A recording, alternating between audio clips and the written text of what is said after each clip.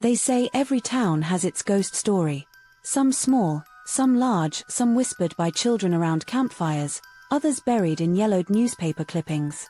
But in Hollow Creek, there was no debate, no playful legend told for thrills. There was a house. And everyone in that town knew one truth: no one had ever survived a night inside. It stood at the edge of a dense forest, where the trees grew too thick to let much sunlight in, and the ground was always damp with a strange, metallic smell that clung to the air. The house itself was old, older than any of the townsfolk could properly remember. Built in the late 1800s, it had been abandoned for as long as anyone alive could recall. Some swore their grandparents had told them stories about screams echoing from its windows when no one lived there. Others said it was cursed land, that the house itself was merely a vessel for something darker. Hollow Creek was not a bustling town. It was quiet, nearly forgotten by time, its streets winding through farmlands and weathered shops with peeling paint. Outsiders rarely came. And when they did, their eyes inevitably drifted to that crooked silhouette at the tree line, where broken shutters banged against rotting walls. The children of Hollow Creek would dare each other to walk up the gravel path that led to the front door. Some made it as far as the porch, laughing nervously as they slapped the wood before running back. Others claimed they heard whispers, voices urging them inside. No one ever opened the door. Not without consequence. The legend wasn't born overnight. It was forged in fear, in unexplained disappearances, in the lives shattered by curiosity. People said it began with the Winters family, the first and only family to officially own the home. In 1892, Jonathan Winters, a wealthy businessman from the city, bought the land and built the house as a retreat for his wife and 2 children. They moved in one summer, expecting a life of peace away from the filth and smoke of industrial life. Within 6 months, all 4 were dead. The story varied depending on who told it. Some swore the Winters were murdered in their sleep by an intruder who was never caught. Others insisted Jonathan had gone mad and slaughtered his family before turning the knife on himself. But the version most often whispered in Hollow Creek was far darker, that the family was claimed by the house itself. That the walls drank their screams, and the floors soaked their blood. After the Winters' deaths, no one dared to live there. The house fell into ruin, though it never seemed to collapse entirely. Rain and storms battered its frame, yet it still stood, crooked but unyielding.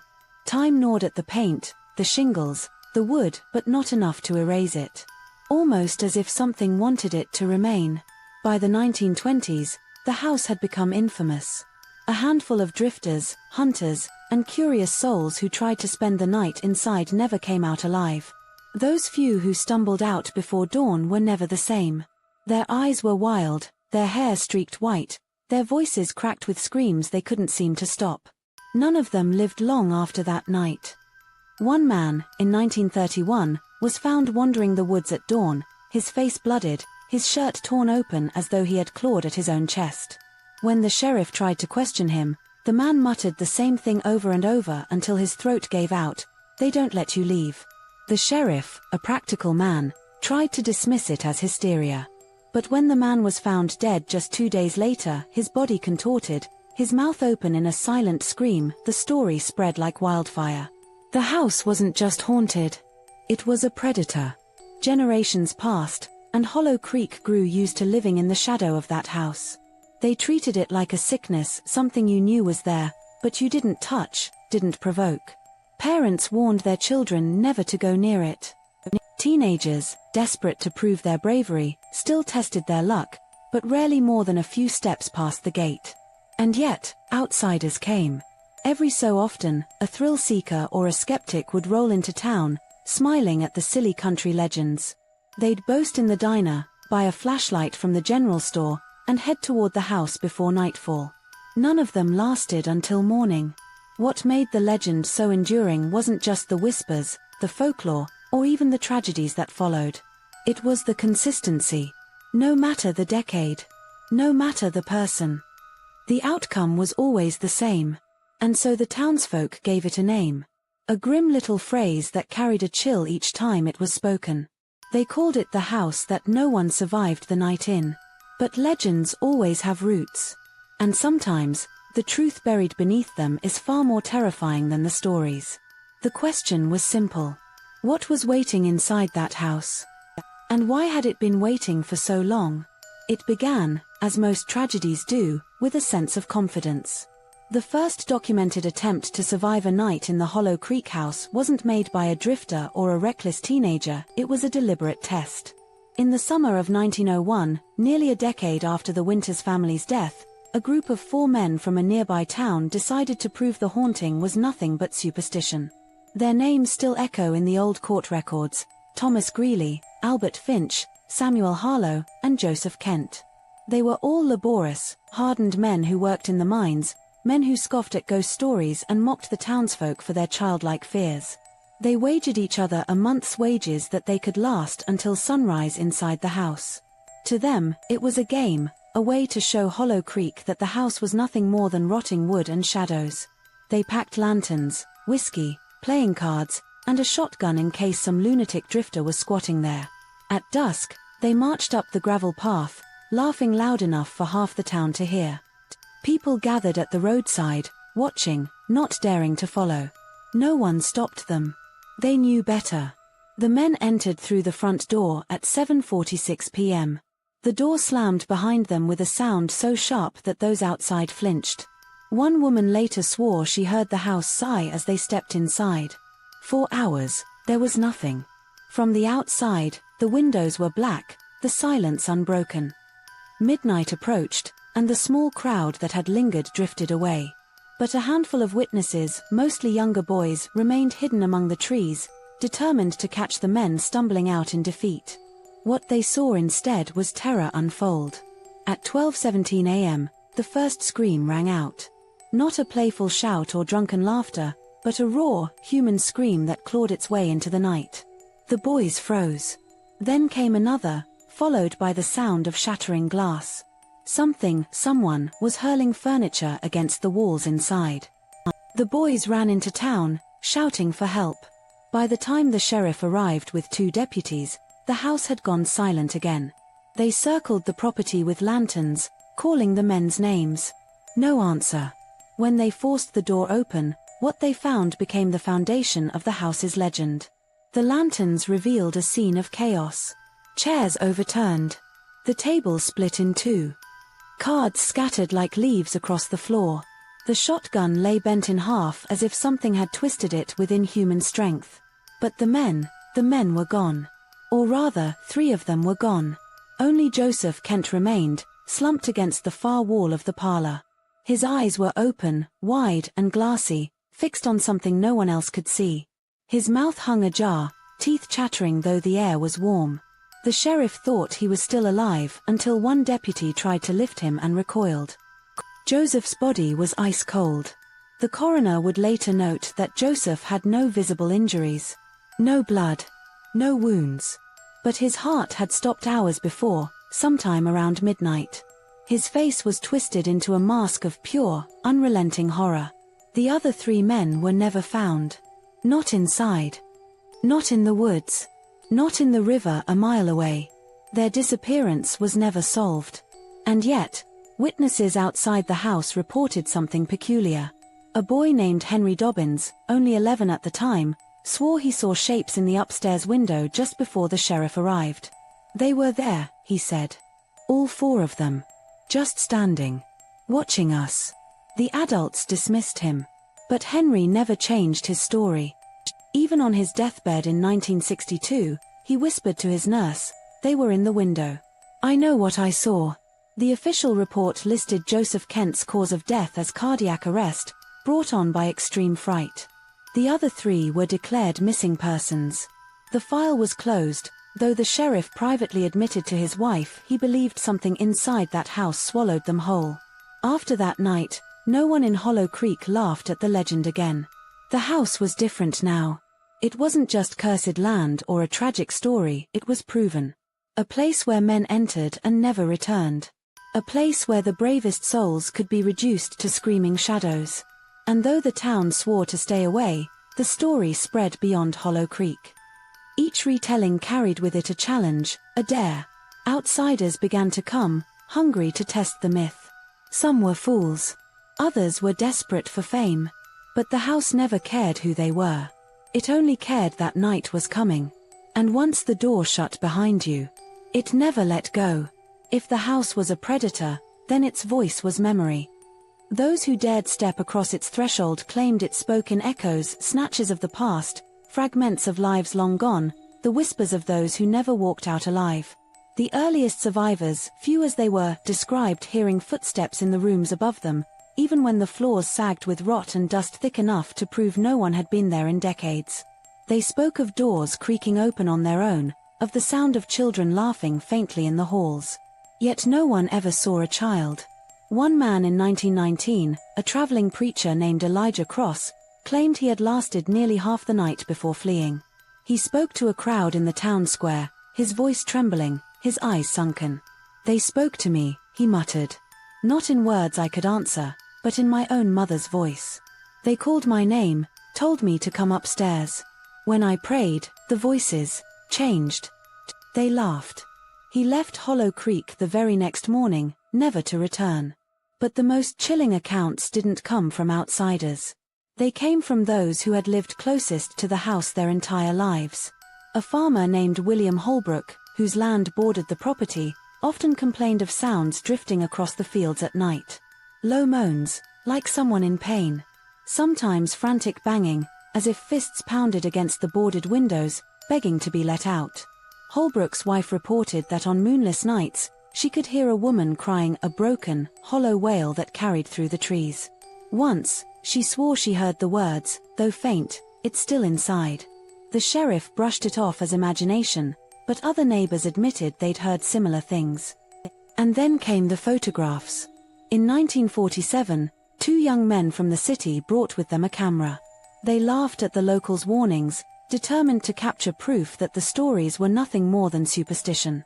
Their plan was simple: stay in the house for a few hours, snap some photos, leave before midnight. When they returned, their faces were pale, their voices shaky. They refused to speak of what happened. But one roll of film survived. When developed, it showed nothing unusual at first, just dusty rooms, broken furniture, cracked wallpaper. But one image stood out. A photograph of the upstairs hallway. At the far end, near the window, a figure stood. Blurred, but unmistakable. A woman in a long dress, her face obscured, her posture rigid as if staring directly into the lens. The men swore she hadn't been there when they took the photo. The picture made its rounds in Hollow Creek, shown in hushed tones, before quietly vanishing into a private collection. Some say the family who owned it destroyed it, claiming the photo itself seemed to whisper when left in a quiet room.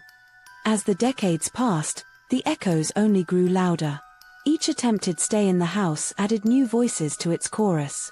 The screams of the miners from 1901, the sobs of children who never were, the whispers of the curious who never came back. By the 1960s, the stories had taken on a grim pattern. Witnesses outside the house reported hearing names being called, sometimes the names of those who had already vanished within its walls. The most unsettling incident came in 1965, when a group of college students dared each other to approach the front steps. They never went inside. But when one girl placed her foot on the first stair, a voice called from the darkness within. It was her own voice. "Come in. Please, hurry." She screamed and ran, and to her dying day insisted that the voice had not only sounded exactly like her own, but had spoken in the same pleading tone she herself had used years later during a near-fatal car accident. How could the house have known? The echoes were more than ghosts. They were imitations. They were bait. And yet, despite the warnings, despite the stories, despite the bodies, people kept coming. The house was patient. It didn't chase its prey. It didn't need to. It whispered. It echoed. And it waited. Always waiting for the next nightfall. Legends are one thing. Superstitions, another. But there are always people who believe they can bend the rules of a curse. The Hollow Creek house wasn't always abandoned. In its long history, there were those who tried to make it a home. Some lasted weeks. Others, only days. But the ending was always the same. The first recorded family after the Winters was the Harper family in 1913. Charles and Lillian Harper, along with their two young daughters, moved in after purchasing the house for almost nothing. They believed the town's warnings were rooted in hysteria. Charles, a stern and practical man, told reporters he would prove the place was just an old house with creaks and drafts. For the first 2 nights, the Harpers seemed fine. Lillian even wrote a letter to her sister, saying the children were enjoying the countryside and the house had a quiet charm. But on the 3rd night, the neighbors heard screams. When they rushed to the house, they found the front door locked from the inside. By the time the sheriff broke in, the Harpers were gone. All of them. The house was empty, except for the dining room table set for 4. Plates, glasses, and fresh food still warm, as if they had simply vanished in the middle of dinner. No trace of them was ever found. Years later, another family tried. The Dunns in 1928. A family of 5. They didn't last even a week. On their final night, the neighbors saw lights flickering in the windows, though the house had no electricity. Then came the sounds, deep, pounding thuds, followed by the high-pitched cries of the children. When the sheriff entered the next morning, the house was empty again. But this time, there was something left behind. Etched into the bedroom wall, written in what looked like soot, were the words, "It wasn't us. It made us." The sheriff refused to comment on it. But the story spread. The most infamous case came decades later, in 1972, with the Marlowe family. A young couple, David and Carol, with their infant son. Unlike the others, the Marlowes were not ignorant of the house's reputation.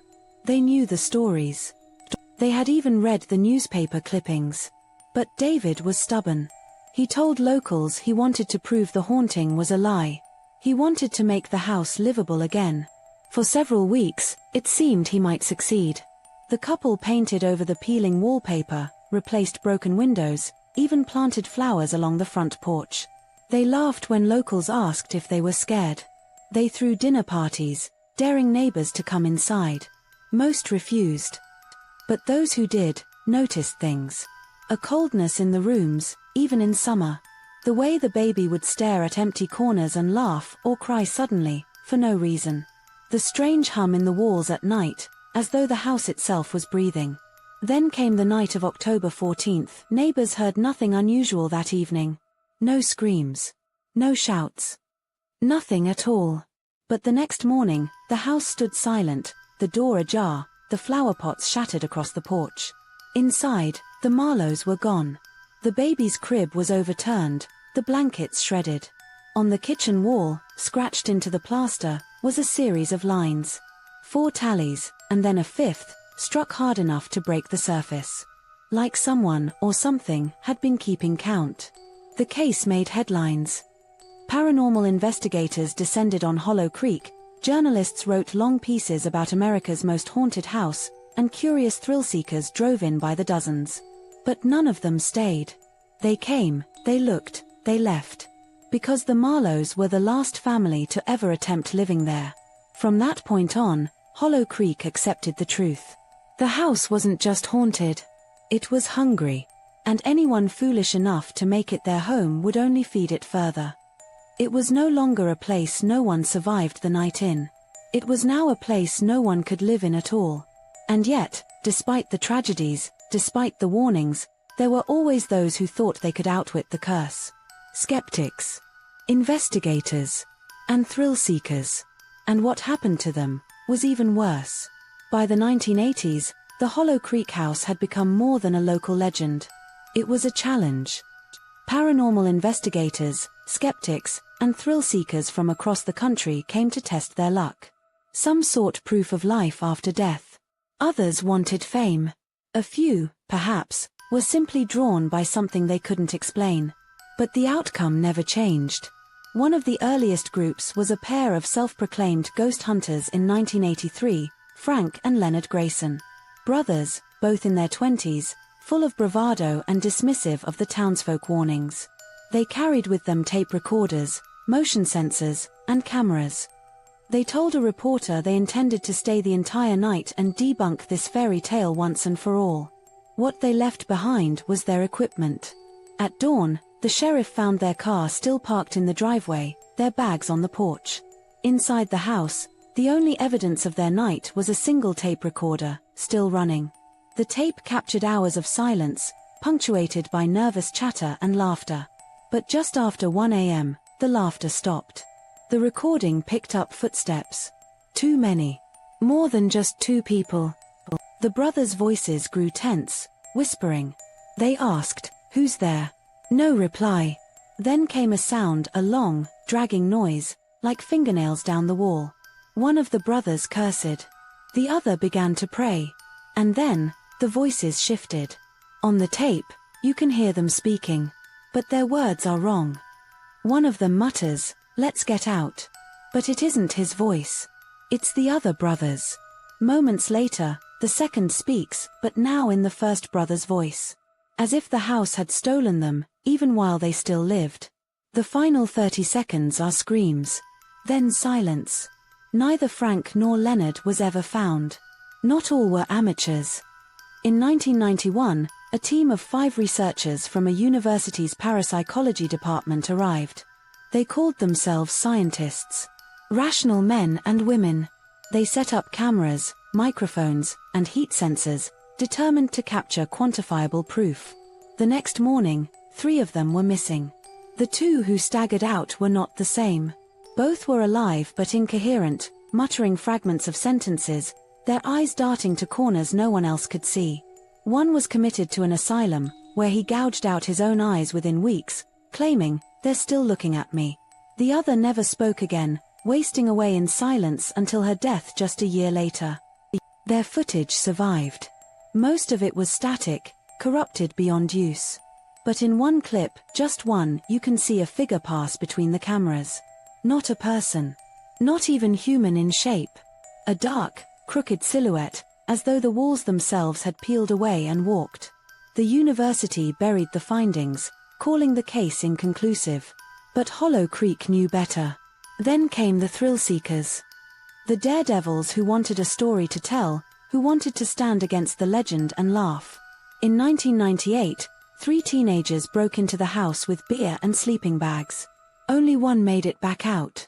He was found at dawn on the porch, his hair white, his fingernails torn away as if he'd been scratching at the floor for hours. When questioned, he said only this: "They didn't want me. They wanted the others."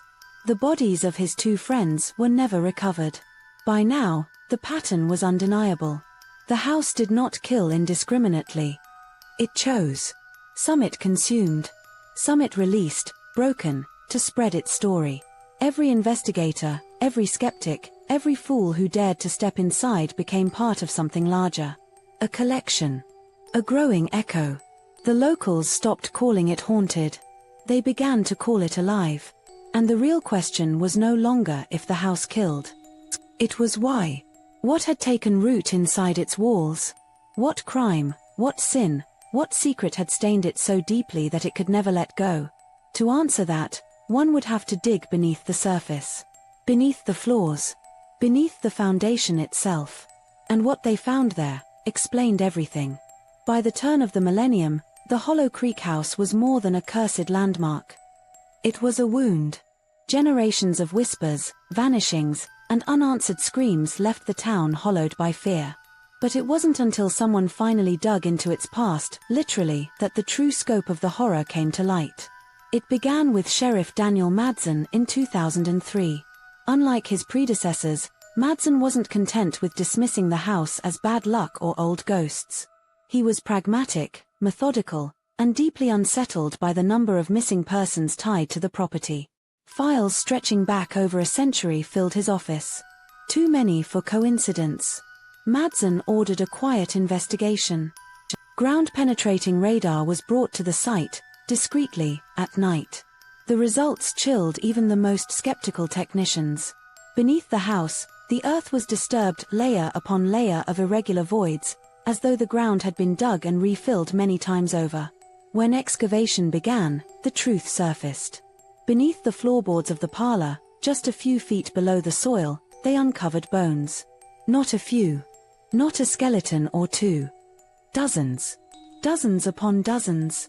The first set appeared to be from the late 1800s, their clothing scraps consistent with the Winters family's era. Then came more bones of men, women, and children. Some fractured, some charred, some showing signs of deliberate mutilation. The deeper they dug, the more they found. In total, over 60 skeletons were unearthed beneath the Hollow Creek house. The discovery shook the town. Theories spread like wildfire. Had Jonathan Winters, the house's original owner, been some sort of hidden murderer? A madman who lured victims to his home? Had later occupants hidden their own crimes beneath its floors? Or was there something darker, something that demanded sacrifice? The most chilling clue came from a small iron box found buried among the remains. Inside were brittle pages of a journal, water-damaged but partially legible. It appeared to belong to Jonathan Winters himself. The entries were brief, fragmented, but each one reeked of dread. The walls speak at night. They tell me what must be done. It will not let us leave. And the final page, scrawled in frantic, uneven handwriting, "The house is not mine. It was never mine. It was waiting before we came." That was all. Theories turned darker. Perhaps the Winters had not been the first victims at all, only the first recorded. Perhaps the land itself had been poisoned long before the house was ever built. Some whispered of native burial grounds, of cursed soil, of rituals never spoken of aloud. Others said the house was a doorway. Not haunted, but inhabited by something ancient, something that fed on fear, suffering, and death. Whatever the explanation, one truth was undeniable. The house wasn't just cursed by tragedy. It had been built upon it. It stood on a foundation of bones. The investigation was halted abruptly. Officially, due to safety concerns. Unofficially, because the diggers began to vanish. 2 workers disappeared on consecutive nights, their tools left behind at the pit. One foreman quit mid-shift, muttering, "The bones were moving." The site was sealed. The sheriff's report locked away. The house, untouched, remained standing. And in the years that followed, Hollow Creek fell silent again. The discovery had not stopped the legend, it had strengthened it. Now the whispers carried new weight. Now the children dared each other not just to touch the porch, but to imagine whose bones might lie beneath their feet. The truth was supposed to bring closure. Instead, it made the house immortal. Because if 60 people lay beneath its floorboards, then how many more had vanished into its walls? How many voices still echoed in its halls? And how many nights would it keep waiting, patient and hungry? The answer came soon enough. In the form of one last attempt. One final night. The night that would prove the Hollow Creek house would never let its story end. By the early 2010s, the Hollow Creek house was legend beyond the town itself. Paranormal documentaries whispered about it. Online forums swapped grainy photos and debated theories. The more the truth was buried, the more people wanted to see it for themselves. And inevitably, someone always tried. The last recorded attempt to survive a night in the house happened in 2014. A trio of urban explorers, 2 men and a woman, arrived with cameras, flashlights, and a livestream setup. They were young, confident, chasing the thrill of an audience. Their names were Ryan, Derek, and Melissa. Unlike those before them, they weren't alone. Hundreds of people watched online as they entered the Hollow Creek house just before dusk. For the first hour, the feed was uneventful. They laughed, they explored, they taunted the unseen. Viewers commented in real time, half mocking, half begging them to leave. But then the stream changed. Around 11:42 p.m., the laughter stopped. The camera shook violently, as though one of them had dropped it. A loud bang echoed, followed by Melissa's voice, shrill and terrified, "Who's upstairs?" But the chat scrolled with the same message, "No one is upstairs." The camera tilted, catching glimpses of Ryan sprinting toward the stairs, Derek shouting for him to stop. The feed went black. Then came static. When the video returned, only one person remained in frame, Melissa. Her flashlight beam jittered across the walls, her voice panicked as she whispered, "They're gone. They're just gone." Viewers begged her to leave, but she didn't. She turned the camera toward the parlor. For a moment, nothing moved. Then, at the very edge of the frame, 2 figures appeared, blurry, indistinct, standing side by side. At first, viewers thought it was Ryan and Derek. But when Melissa screamed, the figures stepped forward, and the faces became clear. They weren't her friends. They weren't even alive. The stream cut out at 12:01 a.m. It never returned. Police arrived the next morning. The explorer's car was still parked outside. Their gear lay scattered in the front hall. But Ryan, Derek, and Melissa were gone. Not a trace remained. Not even the camera that had streamed their last moments. The footage, however, had already spread online. Authorities tried to remove it, claiming it was a hoax, but fragments remain in dark corners of the internet.